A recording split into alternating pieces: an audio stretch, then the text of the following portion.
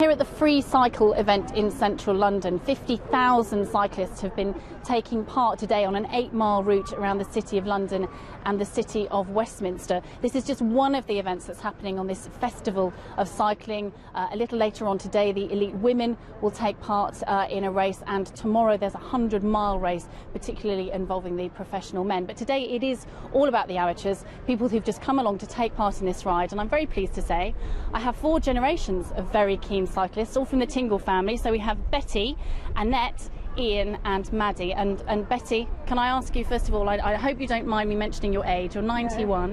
When did you start cycling? Oh, a long time. In my teens, very early in my teens. I used to have to cycle to my, where I used to work. And I understand there was a bit of courting with your husband on the bike, is that correct? That's right, yeah. He used to wait for me. So cycling has a special time in your life. Now, your daughter here, Annette, what about you in cycling? Why have you decided to take part in the event today? Well, part of London Legacy, really, because I'm a school teacher. I teach PE, and it's been very inspirational at school, and so this is a way of getting all the family together to be active, which is lovely. Which is great. And 4 generations. Your mother's doing pretty well. Yeah, she's doing really well. We've got a special bike here so that we can make it happen. But yes, lovely. Thank you. Marvellous. So moving on to Ian, you're not quite a professional cyclist, but you've been doing quite a lot recently. Just tell us about that. Well, I did a charity ride, did the Atapta Tour about a month ago, which is in the Alps, one of the stages of the Tour de France. That was good fun. Very hard work, a bit of training involved, and we've come up today to get the kids involved and get them, as keen and to enjoy it. Let's see if she's enjoying it. Maddie, hello. Are you enjoying it?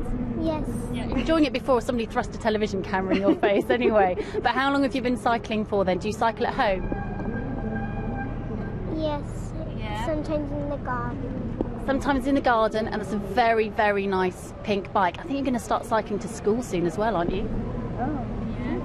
Wonderful, very good. Just very briefly, it's a wonderful event here.